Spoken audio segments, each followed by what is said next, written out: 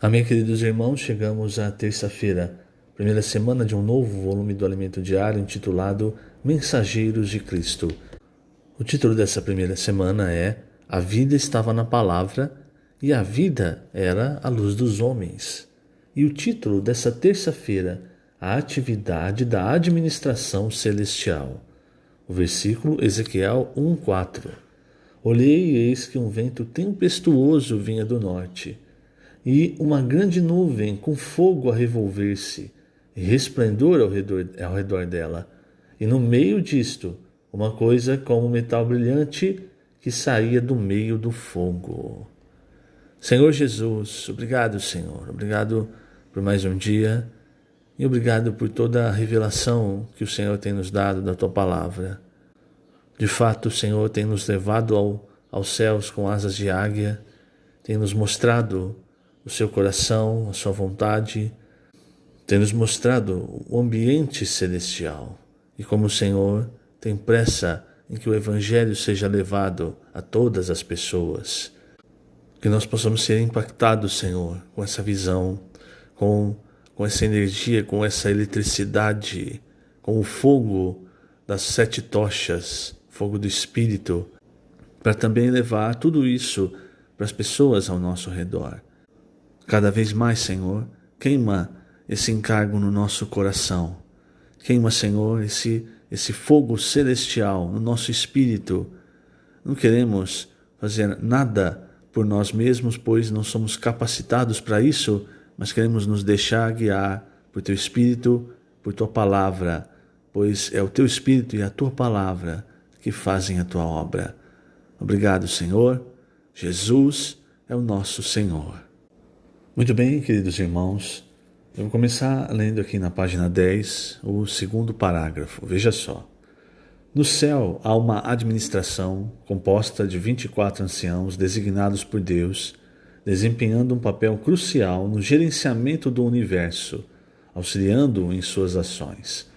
O céu não está parado e Deus não está passivo. Pelo contrário, ele está em constante e plena atividade. O versículo 5 de Apocalipse 4 diz: do trono saem relâmpagos, vozes e trovões, e diante do trono ardem 7 tochas de fogo, que são 7 Espíritos de Deus. Relâmpagos, vozes e trovões referem-se à intensa atividade do trono de Deus.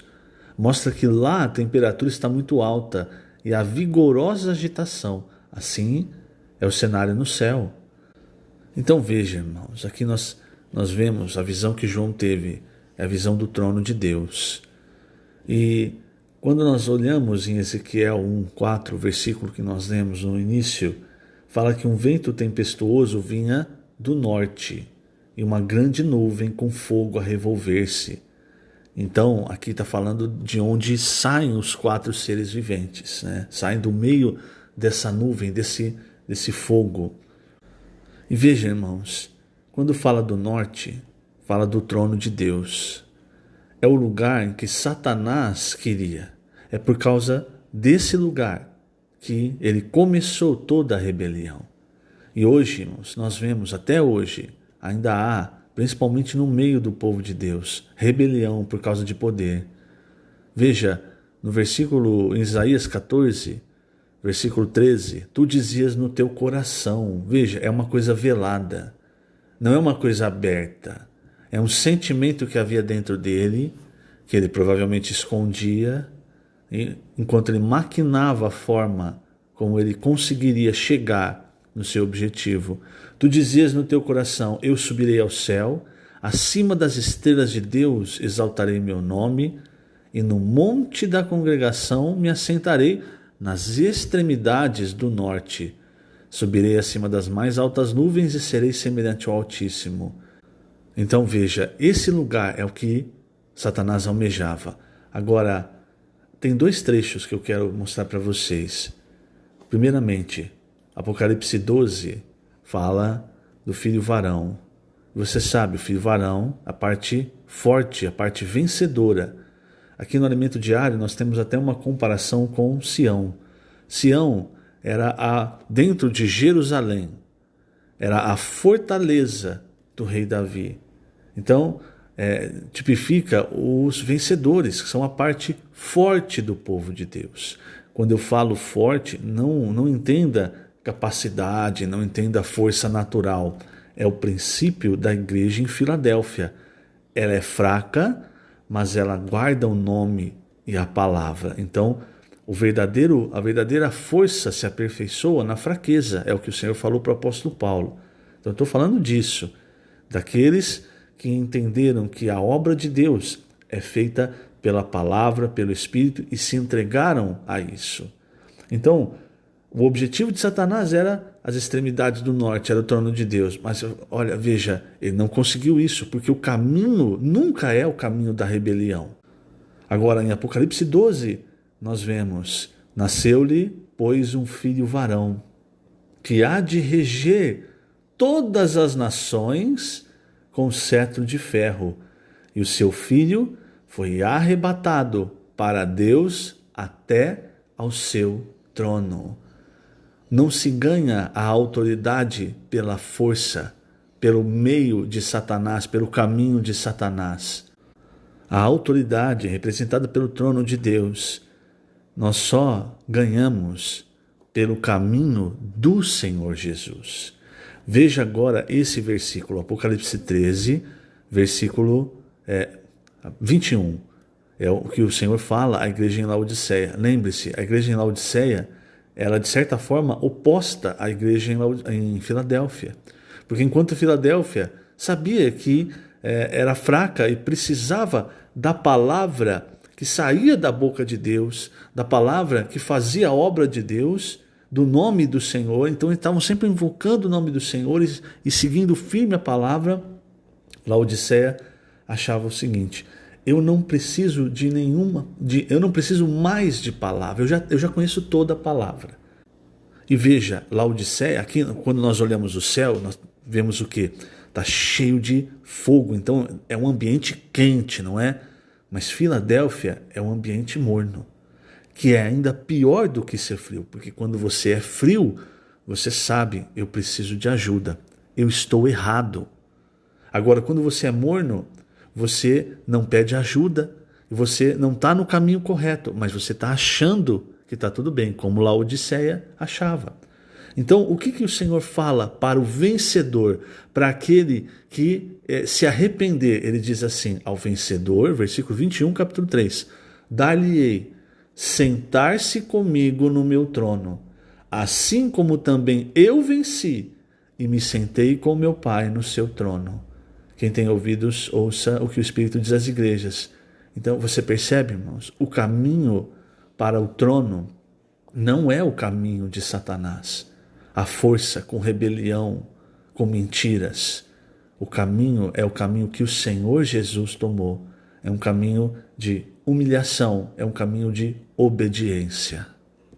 O que Satanás quis e com a sua grande capacidade não conseguiu, ele vai ver o homem que foi criado, como nós vemos no Salmo 8, em Hebreus 2, por um pouco menor que os anjos. Ele vai ver esse homem assentado no trono junto com o Senhor, quer dizer, recebendo a autoridade. Por quê? Porque hoje, irmãos, como os 4 seres viventes, o Senhor tem nos conduzido no caminho de Deus. Eu falei do Salmo 8, o Salmo 8 diz: da boca de pequeninos e crianças de peito, suscitaste força por causa dos teus adversários, para fazeres emudecer o inimigo e o vingador.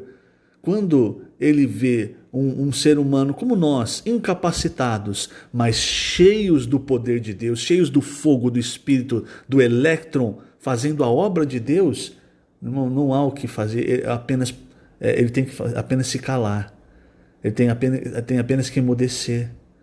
Por isso é que ele se levanta de forma tão forte, irmãos, contra o que o Senhor tem nos dado, o Senhor tem nos abençoado nesses últimos tempos. Veja, aqui o elemento diário fala da questão dos adolescentes, irmãos. São pequeninos, são literalmente pequeninos e quase crianças de peito. Claro, aqui nós estamos falando no sentido espiritual, mas com eles é quase no sentido literal. E eles têm falado, eles têm pregado, eles têm levado o fogo dos céus para as ruas e também para as reuniões. E isso faz com que o inimigo se emudeça, fique calado. Vou ler mais 2 trechos do alimento diário, mas entenda esse sentimento. O caminho de Satanás não leva ao trono de Deus. Ali, se você continua lendo Isaías 14, Ezequiel 28, fala, ao invés de você subir, eu vou precipitar você para o reino dos mortos. Entenda isso, irmãos. O caminho de Satanás não é o caminho de Deus e não leva ao trono de Deus. O caminho que leva ao trono de Deus é o caminho do Senhor Jesus. É por isso que os 4 seres viventes eles têm pés de cordeiro, de bezerro, porque é só com pés de bezerro que nós seguimos o Senhor. Quer dizer, é zigue-zagueando, não é? O Senhor não segue na linha reta. Só podemos seguir o Senhor pelo caminho do Senhor, que é o caminho de humildade, de tomar a cruz, de negar a si mesmo. E isso, irmãos, muitas vezes nós não conseguimos. Ainda assim, o Senhor tem falado a palavra, e aí nós nos arrependemos e tomamos o caminho novamente correto. Veja quanta misericórdia. Muito bem, para encerrar, página 10, 3º parágrafo. Deus quer fazer a terra arder com 7 tochas de fogo, mas precisa da cooperação da terra. Não é? Ele não pode contar com as pessoas do mundo, tampouco com a cristandade. Há muitos cristãos genuinamente salvos, regenerados pelo seu Espírito, mas ele não consegue contar com todos. Por isso o Senhor está levantando Sião, a parte forte do povo de Deus, que luta pelo reino e não vive para seus próprios interesses. Agora, a página 11, 1º parágrafo. O Senhor precisa colocar os 4 seres viventes em atividade. No 1º capítulo de Ezequiel, os 4 seres viventes saem do meio de uma nuvem cheia de fogo, relâmpagos e trovões, onde se vê algo como um metal brilhante carregado de energia. Esses 4 seres viventes referem-se a nosso Senhor Jesus Cristo com sua igreja, com aqueles com os quais o Senhor pode contar. Creio que o Senhor pode contar com você também. E aí vou finalizar com essa questão dos adolescentes. Porque, irmãos, aí você vê claramente, é muito claro. Só não está vendo quem realmente está fechando o olho e quem está querendo seguir por outro caminho. Veja, temos aprendido muito com nossos adolescentes e crianças.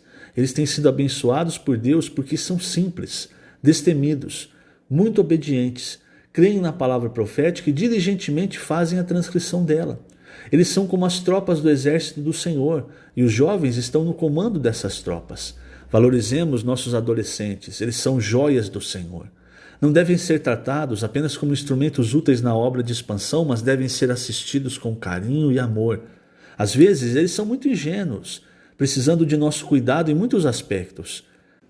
Quando se levanta uma casa de adolescentes numa cidade, a igreja não tem mais descanso. Diariamente o número de adolescentes aumenta. Eles saem às ruas e trazem outros 10, 20, 30 ou mais. Algo que nunca aconteceu antes.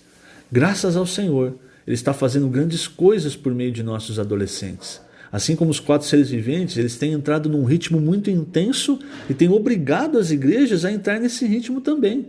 Nossos jovens se veem obrigados a acompanhar os adolescentes e os irmãos adultos, por sua vez, têm acompanhado os adolescentes. E o Senhor está mudando o viver da igreja entre nós. Perceba, da boca de pequeninos e crianças de peito, suscitaste força por causa dos teus adversários, para fazeres emudecer o inimigo e o vingador. Que o Senhor te abençoe grandemente nesse dia. Lembrando, estamos colocando essas gravações no canal do YouTube da Igreja em Ribeirão Preto. Jesus é o Senhor.